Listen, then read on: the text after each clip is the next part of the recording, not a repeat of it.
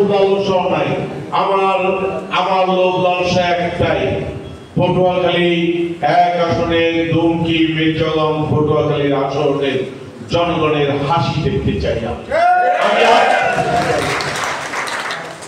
আমি আপনাদের মুখে হাসি দেখতে চাই, আপনাদের মুখে হাসি ফোটাতে আমার যা করা দরকার, আমার নেতৃবৃন্দ সহ আমরা আপনাদের পাশে থাকবো, আপনাদের জন্য আমরা কাজ করব।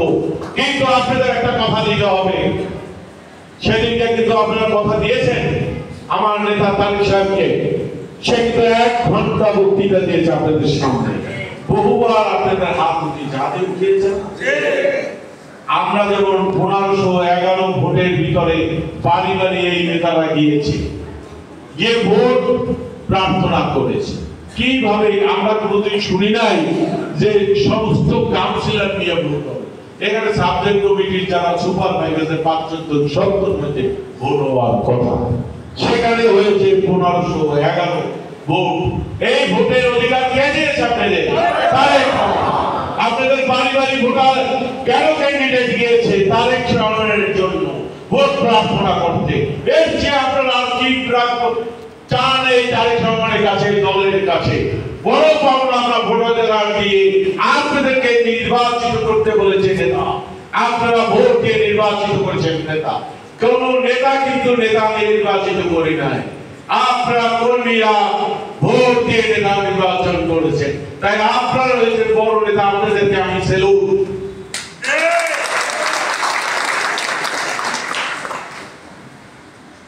এটা তো আমার এই বয়সে আমি 46 বছর পার্টি করতেছি, এই দলটা জন্মলগ্ন থেকে করি।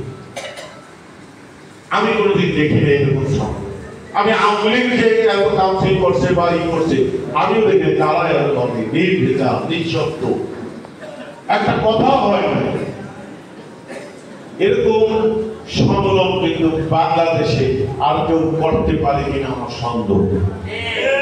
আমার বহু বন্ধু বান্ধব আমাকে বলে ফোন করে যে দাদা, আপনি যে সম্মেলন করেছেন এই সম্মেলনটা এখন করা উচিত হয় না, আমাদের সম্মেলন হয়ে যাওয়ার পরে আপনি সম্মেলন করা উচিত ছিল। কেন? কারণ আপনাদের সম্মেলন করছেন আর ধারে কাছে আমরা যেতে পারবো না, তার জন্যই বলছি আপনি সম্মেলনটা পিছাতে হওয়া উচিত ছিল। সবাই এখন চিন্তিত এইভাবে কেমনি সম্মেলন করবে, আর এই নিঃশব্দে কোনো ঝামেলা নাই, কোনো গন্ডগোল নাই। দেখেন সব ভোটাভুটি হয়ে গেছে, একসাথে আসছে।